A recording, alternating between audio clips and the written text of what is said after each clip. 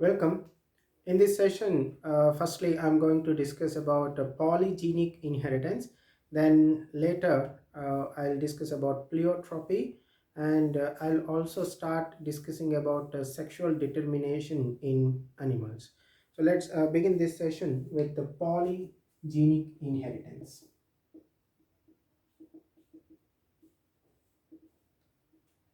Right. So first, we'll see about the definition. So here, the traits that are controlled by three or more genes. So the traits that are controlled by three or more genes are called polygenic traits.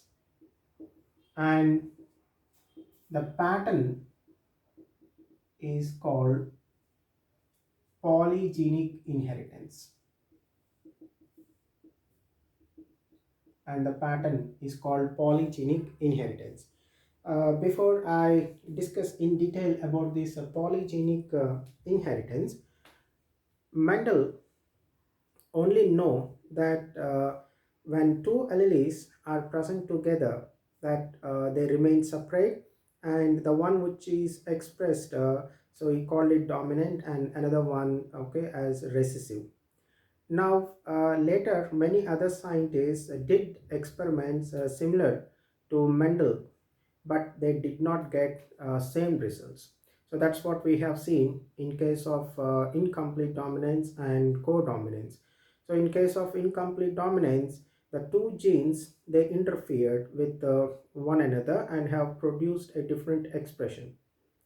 Okay, so Mendel told that two genes will not interfere, they remain separate. Okay, that's what he told. Of course, in some cases, the genes will not interfere with one another. It's not like Mendel is wrong, he is absolutely right.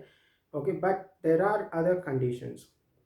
So okay, so we have seen in case of incomplete dominance, okay, those two alleles, they interfered and have produced a different phenotype. And in case of co-dominance, we have seen both the genes, they got expressed. And this is another situation, that is where we see the phenotypic expressions or the traits are controlled by three or more genes. Okay, so here the polygenic inheritance, I'm going to explain it by taking an example of skin color in humans. Right, so first we'll say about this skin color in humans. So skin color in humans is controlled by three pairs of genes. So it is controlled by three pairs of genes. So those are capital A, small a, then capital B, small b, capital C, and small c. So in this case, the capitals are dominant alleles, whereas small c's, the small letters are recessive alleles.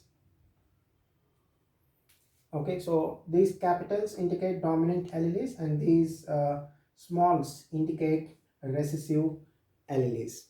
Okay, and here the more the number of dominant alleles, okay, so the more dominant alleles, the more is pigmentation. The more is pigmentation. So a person having a genotype capital A, capital A, capital B, capital B, and capital C, capital C, so this person will be the black. And the person who have, okay, no dominant genes, that is small a, small a, small b, small b, small c, this person will be white. Okay, so here, as the number of dominant alleles increase, okay, the person becomes, okay, black. So here you can see this is the maximum, right? And when the person inherits the maximum dominant alleles, the person will be black. And when he or she doesn't have any, okay, dominant alleles, then the person will be white in color. So now let's see how the inheritance of these alleles take place and how they, okay, controls, means the dominant alleles control the pigmentation. So here a black person marries a white person. So just now I mentioned, okay, so capital A, capital A, capital B, capital B, capital C, capital C.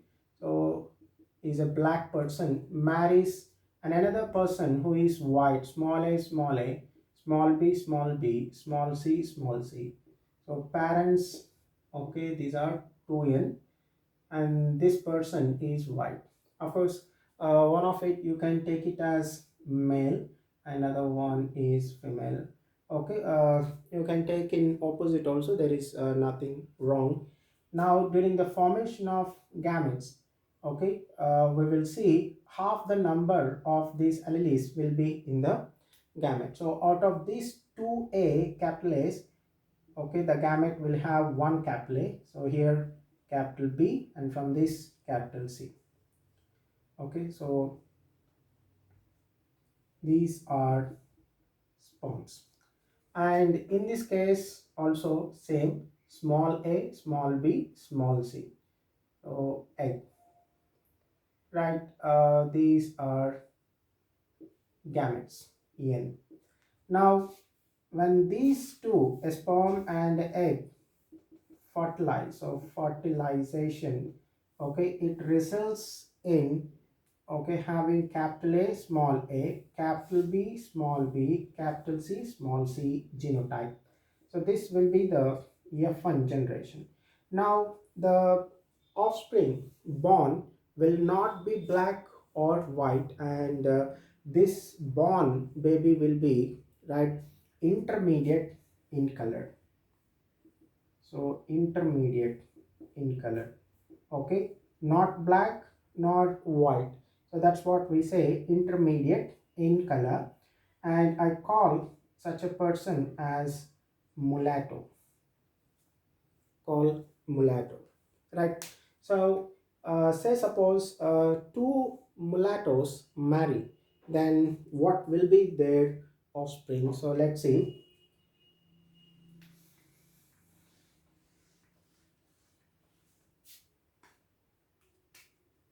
Okay, so capital A, small a, capital B, small b, capital C, small c. Okay, mulatto. I'm taking this as male. Okay, marries another person who is also a mulatto. Capital B, small b, capital C, small c. Right. So parents 2n. Now let's see in this case the formation of gametes. So each parent will form 8 gametes. Okay, so for this how to make the gametes, so I'm going to write separate, and let's see, capital A, capital B, capital C, this is the first gamete. Then capital A, capital B, okay, then small c is another gamete. Then capital A, small b, capital C is another gamete. Then capital A, small b, small c is another gamete. Okay, the next one, right, small a, capital B, capital C is another gamete. Then small a, capital B, small c. Then small a, small b, capital C. And lastly, small a, small b, small c. So these are, okay, total 8 gametes formed. So this is 1, this is 2, this is 3, this is 4, okay, fifth gamete, then sixth gamete, then seventh one, and eighth one. So total we have is 8 gametes are formed from each parent. So here the same situation in this case also. So now we know, so we cannot cross like this, we need to put them in Punnett square to see the possibilities. Okay, so let's put them in the Punnett square. So I'll just write these gametes aside, capital A, capital B, okay, capital C, then A,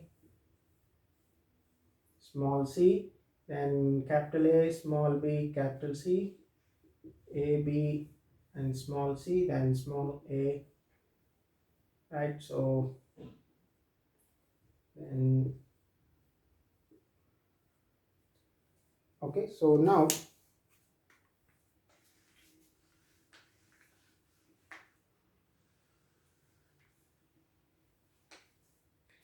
I'm going to put these gametes into a Punnett square.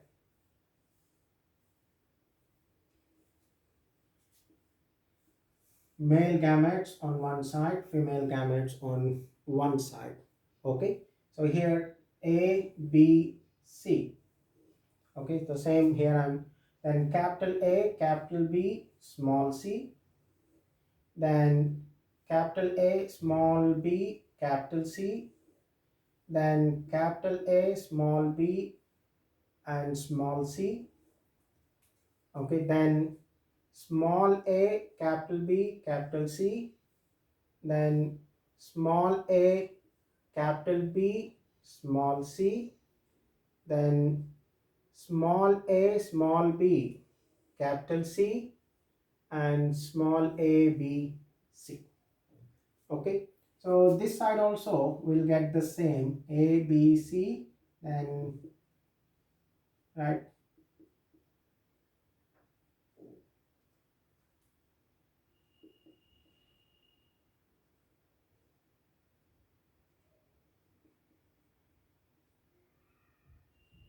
small a, capital B, small c, then small a, small b,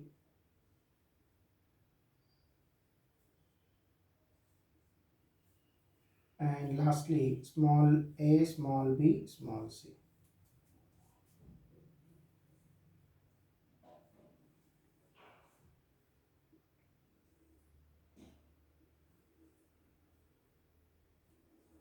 Right,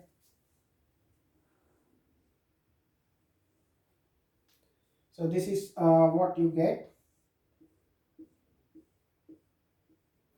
So now here A, that is capital A, capital A, capital B, capital B, capital C, capital C. Okay, and in this case, okay, capital A, capital A, capital B, capital B, okay, and then okay, small c, small c, right?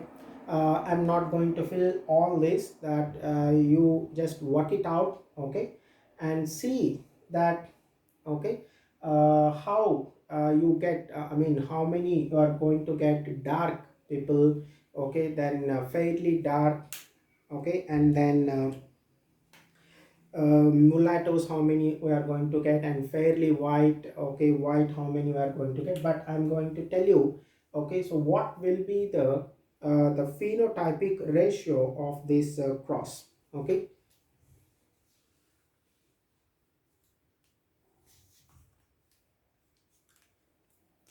so here the phenotypic ratio, of this polygenic inheritance, we are going to get, okay, 1 is to 6 is to 15 is to 20 is to 15 is to 6 is to 1. So this will be the polygenic inheritance phenotypic ratio, right? And in this we get total 7 phenotypes. So we're going to get 7 phenotypes. So you can see this is 1, 2, 3, 4, 5, 6, okay, 7 phenotypes. Okay, and 27 genotypes we are going to get. Okay, so here 7 phenotypes and 27 genotypes. So a homework for you that you find out, okay, by filling up this whole table, right, and tell me later that about these 27 genotypes. So here, so in this case, if you find all the 6 alleles, so in this case you find all the 6 alleles are dominant. So if you find all the 6 alleles, okay, dominant, then okay, so this 6 dominant alleles. So if there are 6 dominant alleles, the person will be, okay, black in color. Next, if you find 5 dominant alleles, then the person will be dark in color. Then if you find 4 dominant alleles, the person will be fairly dark in color. And then if you find 3 dominant alleles, then the person is, okay, mulatto. So that's what the parents, capital A, capital B, small b, capital C, small c. In this, okay, you can see there are, okay, 3 dominant alleles. So 1, this is 2, and this is 3. Okay, 3 dominant alleles. Okay, so here the more the number of dominant alleles, the person becomes, okay, the more in black, I mean he may come to the black color, right? That is pigmentation increases. So that's what here I can say this polygenic inheritance also as quantitative inheritance, because the quantity matters here. Okay, so that is the more the dominant alleles, the person, okay, will be. So here black, so 6 dominant alleles, that is the maximum, so hence the person is the black. And when it comes to 5 dominant alleles, the person will be dark, and 4 dominant alleles fairly dark, 3 dominant alleles, then the person will be, okay, a mulatto. Then if the person is having 2 dominant alleles, then this person is a fairly light. So the person is fairly light. And if the person is having 1 dominant allele, so if the person is having, okay, 1 dominant allele, then in this case the person is light in color. And if the person is having, right, 0 dominant, so 0 dominant alleles, if the person is having 0 dominant alleles, okay, so this is, okay, 0 dominant alleles, then this person is white in color. So that's what you see in this, okay, last box. Okay, so here you will be getting, so with this one, okay, and this one, you will get, okay, all with the smalls, there will be no dominant, so that person will be, okay, white in color. Okay, right. So I'll so mention here about this phenotypic ratio. So in this what actually this one is,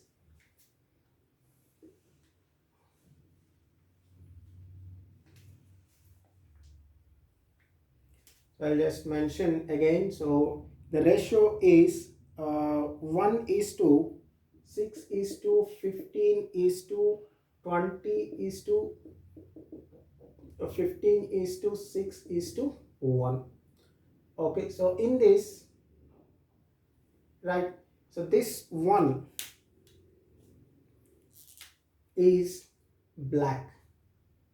So you will have here one black. So that is already I have mentioned, the person with all capitals, I mean all the dominant alleles, okay, will be the black person. Okay, then the next six are, okay, so these six will be dark. So these six will be dark in color. The next one, the 15 will be fairly dark. So you will get 15 persons with the fairly dark condition. Okay, then the 20 will be mulattoes. So you will have 20, okay, mulattoes. Okay, 20 mulattoes. And then this 15 will be fairly light, will be fairly light. And the 6 will be light. So these 6 will be light in color. And lastly, this one is white. So in the phenotypic ratio, so this is what we are going to get. Okay, so just try to fill up this Punnett square and find out whether you obtained one black. Okay, so how you decide this one black? Okay, so here that should have the genotype with the 6 dominant alleles. So that is the maximum. So the one with the 6 dominant alleles will be the black, and the one with the, okay, 5 dominant alleles, then that person will be dark. Then if the person is having 4 alleles, the person is fairly dark. So you solve that, okay, and then uh, I will say it later. Okay, so this is about the polygenic inheritance, right? So next we'll see about pleiotropy.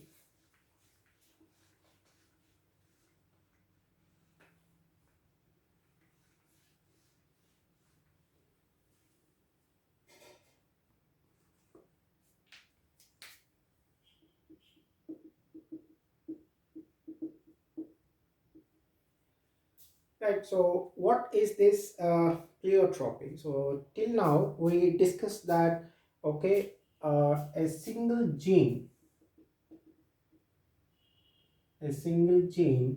okay, will show, okay, a single phenotypic expression. So right, one gene shows one phenotypic expression, that is what I mean.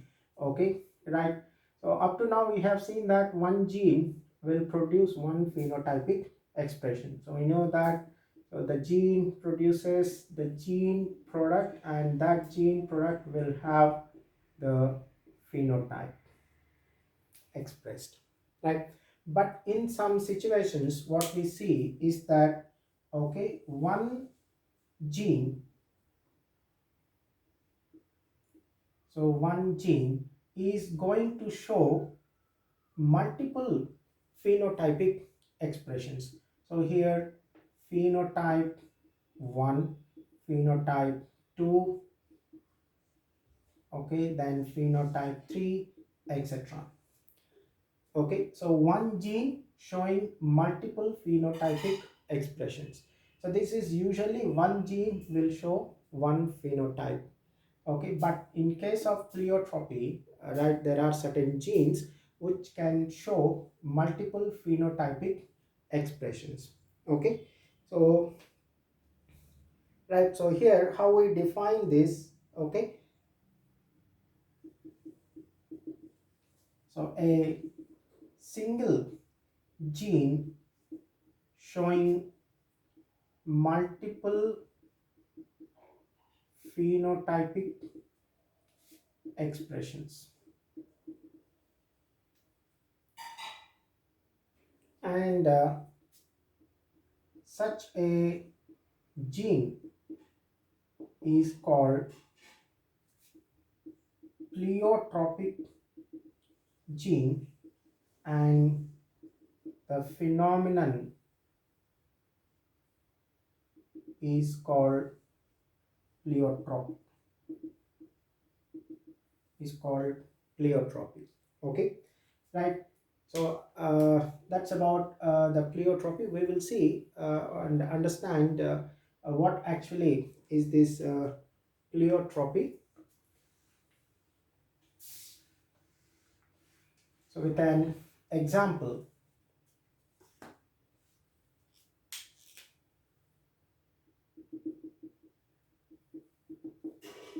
called phenylketonuria. Okay, so this is a right genetic disorder. So it's phenylketonuria. So we can shortly call it PKU. So this genetic disorder is caused due to mutation in a gene that produces the enzyme phenylalanine hydroxylase. Okay, so here say a gene, and this one produces the enzyme called phenylalanine hydroxylase. So this is a enzyme. So now what happened is, okay, so in this gene mutation occurred. Okay, so that's I say mutated gene, and this mutated gene is not producing this phenylalanine hydroxylase, so no enzyme, right? So here this is the functional gene. So this is the functional gene. So this functional gene is producing enzyme phenylalanine hydroxylase, okay, enzyme. Now when this gene undergoes mutation, and okay, that mutated gene is not producing this phenyl alanine hydroxylase. So here what is the function of this phenyl alanine hydroxylase? That actually it's going to convert an amino acid. So it's the phenyl alanine. So it's going to convert phenyl alanine. So this is a amino acid. So it's an amino acid. So with the help of this enzyme hydroxylase, it's going to convert into another amino acid called tyrosine. So this is another amino acid. So the enzyme is phenylalanine hydroxylase. Okay, now when the enzyme is not present, so here this mutated gene is not going to produce, okay, any enzyme. So because of that, the phenylalanine remains phenylalanine.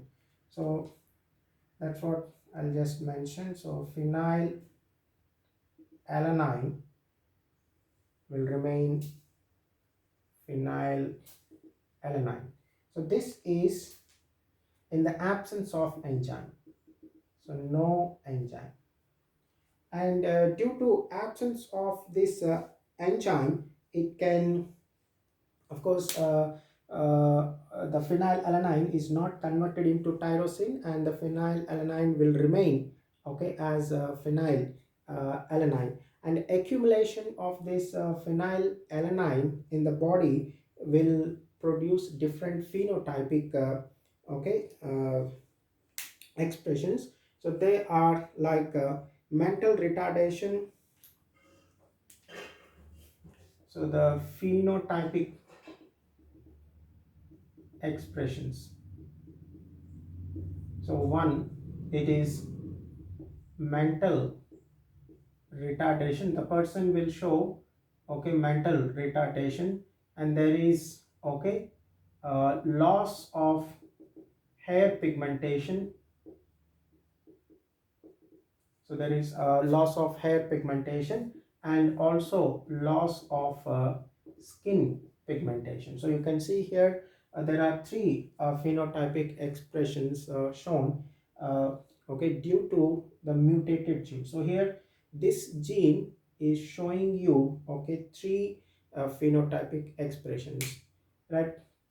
So that's the concept called pleiotropy. So here we understand that a gene not always shows only one phenotypic expression, but in some cases it can show more than one. And if it is the case, then it becomes a condition called pleiotropy.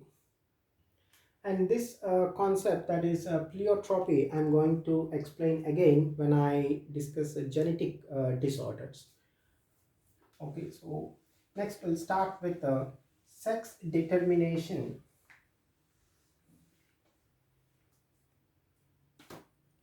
So the next one we'll see about sex determination. Right. So here the question comes: what determines an individual to be a male or a female? So the answer lies in their chromosomes. It's okay, some chromosomes who are responsible, okay, to make an individual a male or female. Okay. So here the chromosomes I'm going to classify into, okay, two types: the autosomes. So these are chromosomes that carry the vegetative characters of the body, like skin color, height, okay, hair color, texture, and so all those will be the genes that will be present on autosomes. And the other chromosomes are called allosomes, also called sex chromosomes. So it is these chromosomes responsible for determining the sex of an individual. So here allosomes are sex chromosomes responsible for determining sex of an individual. So that is either male or female. Okay, right. So now here let's see how these sex chromosomes we have come to know. Okay, in 1891, in 1891, a person named Hanking, a person named Hanking was studying spermatogenesis in insects. So he was studying spermatogenesis in insects, and he found that, okay, during the spermatogenesis, right, there were, okay, gametes formed, and what he observed is that 50% of sperms, they receive some special, okay, structure. So they received a, right, a specific nuclear structure. So there is a specific nuclear structure, and 50% of sperms, they did not receive this nuclear specific nuclear structure. Okay, so here during the process of spermatogenesis, right, 50% of sperms received a specific nuclear structure, and 50% of them don't have that specific nuclear structure, right? And okay, Hanking was not able to explain what is this specific nuclear structure, okay, and he left it. So later investigations, okay, made scientists to understand that this specific nuclear structure was nothing but a chromosome. So this specific nuclear structure, okay, was a chromosome. So here Hanking was not knowing, okay, what this specific nuclear structure. So hence actually he called it X body. So he called this specific nuclear structure, okay.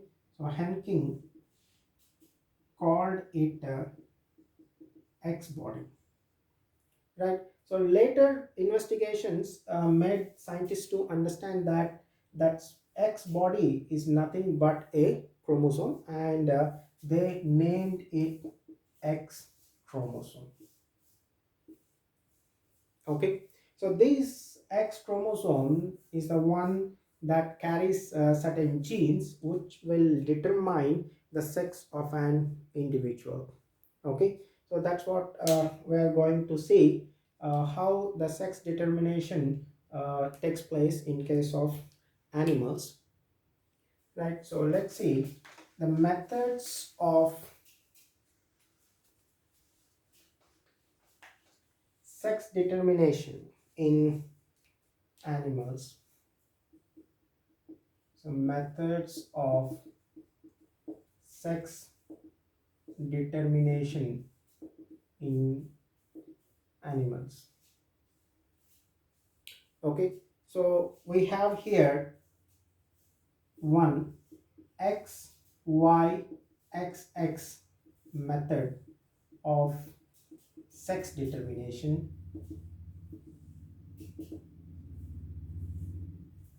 right? The next one, XOXX method of sex determination, and then the third one is ZZZW method of sex determination. So I'm going to discuss about these three methods of sex determination. So first we'll see XYXX method of sex determination.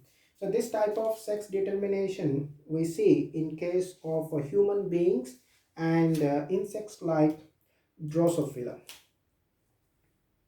So here examples: Drosophila, human beings, etc. So in them, this method of sex determination is seen. Okay, so I'm going to explain especially in case of human beings, so how sex determination takes place. So we know that there are, okay, 46, that is 2n is equal to 46 chromosomes. Okay, so in this 46 chromosomes, right, 44 will be the autosomes. So there will be, okay, 44 autosomes. Then we will find X, okay, X or XY. So these will be the allosomes. Okay, so 44 autosomes, and okay, the remaining will be the allosomes. So let's see. Okay, so 44A, so here A means autosomes, plus XX, so this will be the female individual. So this is female individual.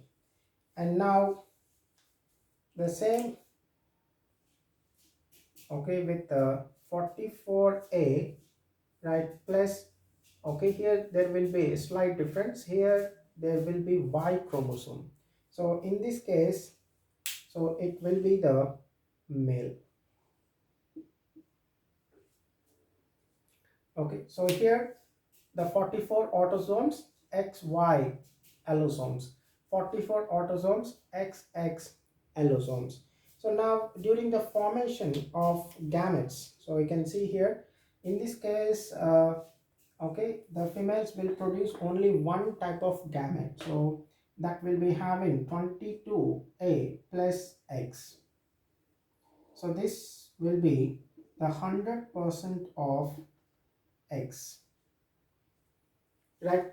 And coming to males, so here there will be two types of sperms. One will be with the X chromosome, 22, okay, A plus X, and in this case 22A plus Y. So this will be the 50% of sperms, and this will be 50% of sperms. So Okay, so 50% of sperms will be carrying Y chromosome and 50% of sperms will carry X chromosome. Okay, so now, right, so this one with this one, so here egg that always will have only X chromosome, when it is fertilized with a sperm having X chromosome, it will become 44A plus XX, right? And this individual will develop into female, right? And in this case, an egg that is fertilized by a sperm having Y chromosome, so in this case it will become 44A plus XY. So in this case the individual become male, right? So this is how the sex determination takes place in case of human beings. And one more point, as I told you that in case of females, they always produce only one type of gamete. So here the females are homogametic.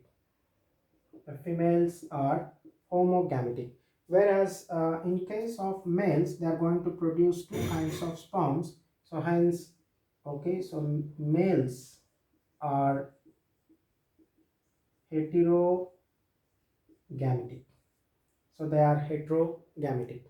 Okay, so in case of humans, the females are homogametic and males are heterogametic. Of course, the same situation with the Drosophila also. The females will be homogametic and males will be heterogametic. Okay, so that's all about XY XX method of sex determination. So now let's see the next method of sex determination. So that will be XOXX method of sex determination. XOXX method of sex determination.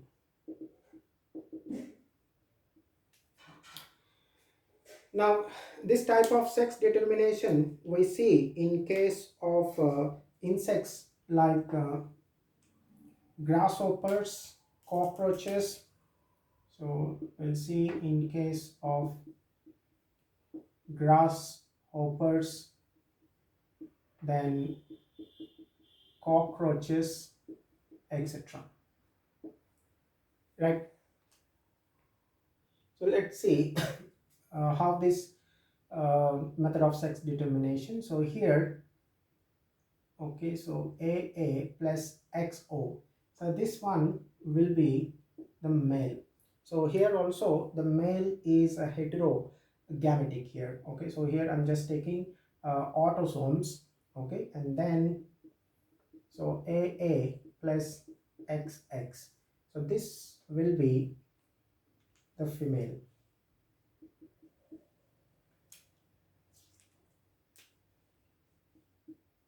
right? And here we can see during the formation of gametes. Okay, so A plus X, so that is autosomes plus X. And actually here this O indicates 0, means this X chromosome is unpaired chromosome. Okay, so that's what I'll mention here. XO, in this X is unpaired chromosome, so there is no okay pair to this, hence we are mentioning it okay as a 0. So there is no other chromosome, so hence we mention it okay as 0. So here A plus X, and then we see here okay A, right, that's it. So plus, I'm just mentioning here 0 actually, means there is nothing present actually. Okay, then in this case you will have A plus X. So that is 100% of 100% of X.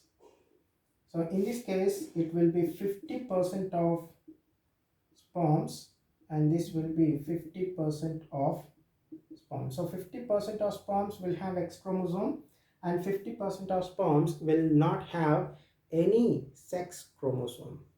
Okay, right. I hope it's clear. Then the sperm with the X chromosome, when it comes in contact with the egg having X, it becomes AA plus XX. Then this individual will develop into female. And now the sperms without any sex chromosome, when they come in contact with the egg with the X chromosome, it becomes AA plus XO. This will develop into male individual.